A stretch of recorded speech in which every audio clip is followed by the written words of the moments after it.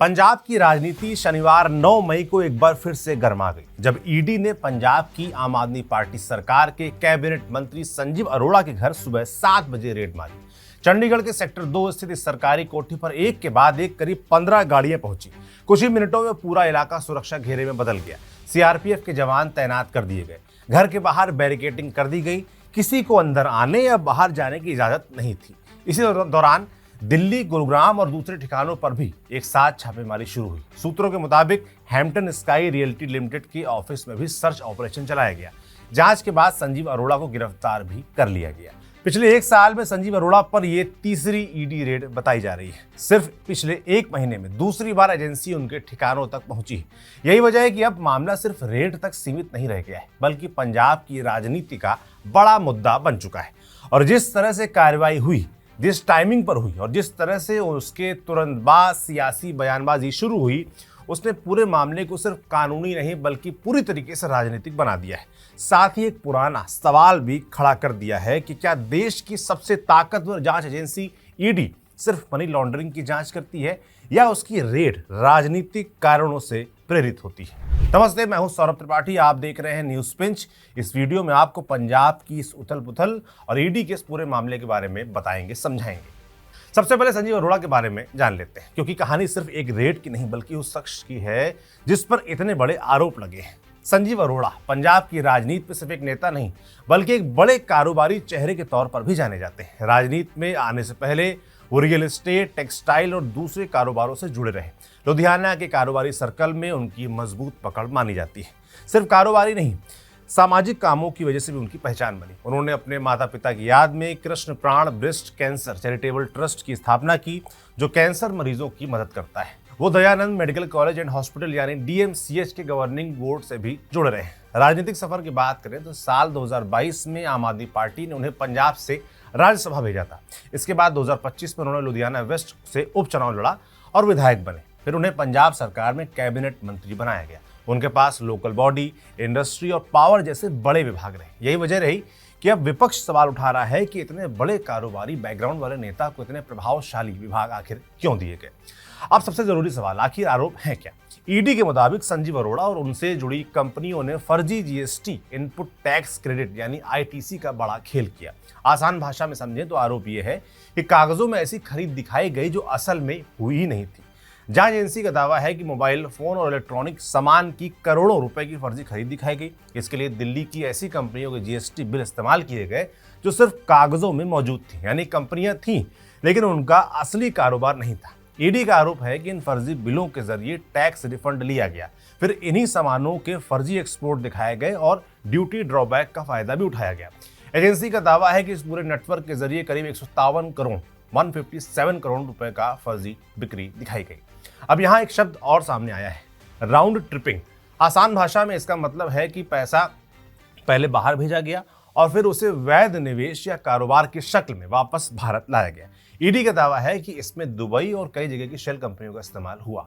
जांच एजेंसी इस पूरे मामले को मनी लॉन्ड्रिंग का बड़ा सिंडिकेट मान रही है। यही वजह है कि कार्रवाई prevention of money laundering act यानी पीएमएलए के तहत की जा रही है। इससे पहले अप्रैल महीने में भी ईडी ने फेमा यानी फॉरेन एक्सचेंज मैनेजमेंट एक्ट के तहत संजीव अरोड़ा और उनके कारोबारियों करीबियों के ठिकानों पर रेड की थी। उस समय चंडीगढ़, गुरुग्राम, लुधियाना और जालंधर में भी कार्रवाई हुई थी। इतना ही नहीं, साल 2024 में भी ईडी ने संजीव अरोड़ा के खिलाफ कार्रवाई की थी। तब मामला औद्योगिक जमीन को कथित तौर पर रिहायशी प्रोजेक्ट में इस्तेमाल करने से जुड़ा मुद्दा बताया गया था। उस समय अरोड़ा राज्यसभा के सांसद थे। तो अब जैसे ही ईडी की कार्रवाई शुरू हुई, आम आदमी पार्टी ने इसे राजनीतिक हमला करार दिया। आप संयोजक अरविंद केजरीवाल ने प्रेस कॉन्फ्रेंस करके कहा कि अगर एजेंसियां सच में भ्रष्टाचार रोकने के लिए काम कर रही होती तो किसी को कोई दिक्कत नहीं होती। लेकिन अब ईडी और सीबीआई का इस्तेमाल विपक्षी नेताओं को डराने और दूसरी पार्टियों को तोड़ने के लिए किया जा रहा है। उन्होंने तंज कसते हुए कहा कि अगर संजीव अरोड़ा बीजेपी ज्वाइन कर लेते तो शायद आज ये रेड नहीं होती। उन्होंने आपसे बीजेपी में गए अशोक मित्तल का भी जिक्र किया और कहा कि उनके यहाँ भी रेड हुई थी, लेकिन बीजेपी में शामिल होने के बाद सब शांत हो गया। सुनिए।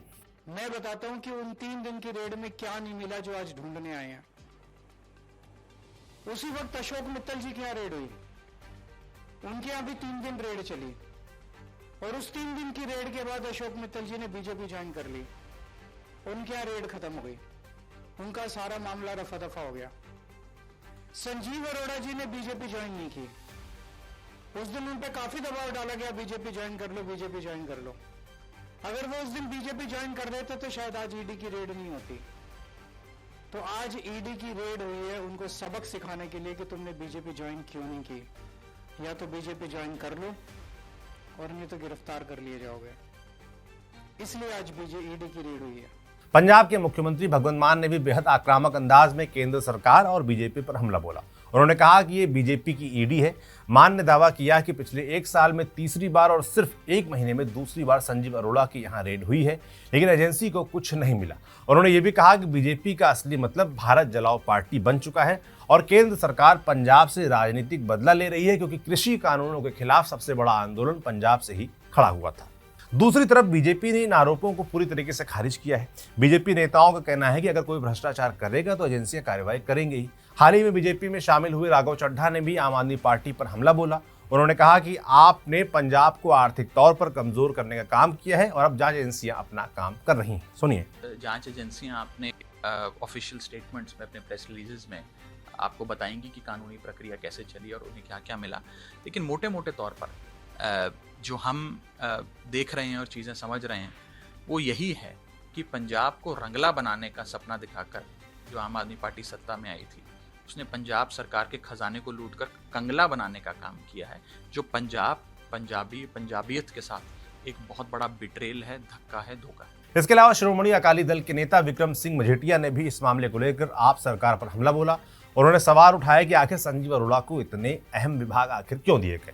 मजीठिया ने आरोप लगाया कि सत्ता, कारोबार और फंडिंग के बीच बड़ा नेटवर्क काम कर रहा था। उन्होंने मुख्यमंत्री भगवंत मान के करीबियों के खिलाफ एलओसी जारी करने की मांग भी कर दी।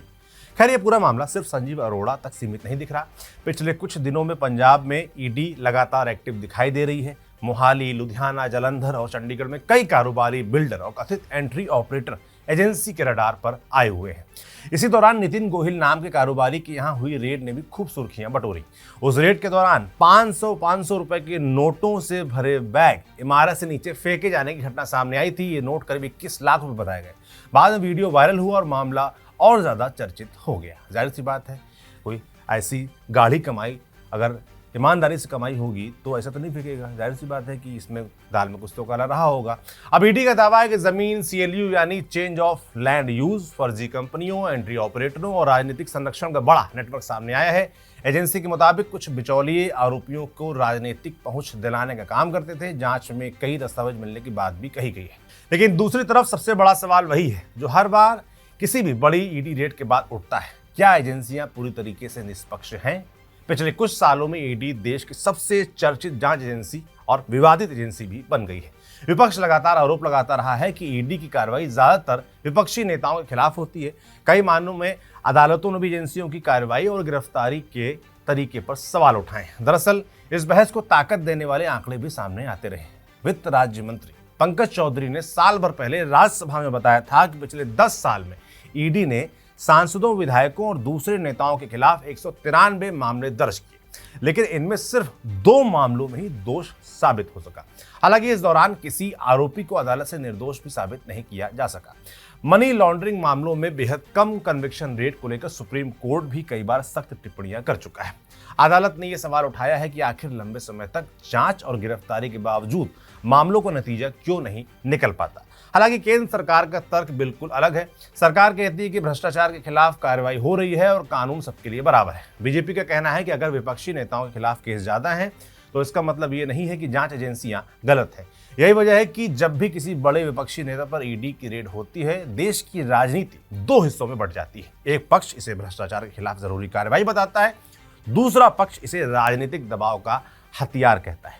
पंजाब में संजीव अरोड़ा पर हुई कार्रवाई ने एक बार फिर वही बहस जिंदा कर दी है। क्या ये वाकई सिर्फ आर्थिक अपराध की गंभीर जांच है या फिर अब देश की राजनीति में ईडी की हर रेड अपने साथ एक राजनीतिक संदेश भी लेकर आती है? फिलहाल इसका जवाब जांच पूरी होने के बाद ही साफ होगा। लेकिन इतना तय है कि पंजाब की राजनीति में ये मामला अभी लंबा चलेगा और फिर अगले साल पंजाब में चुनाव भी तो होने हैं।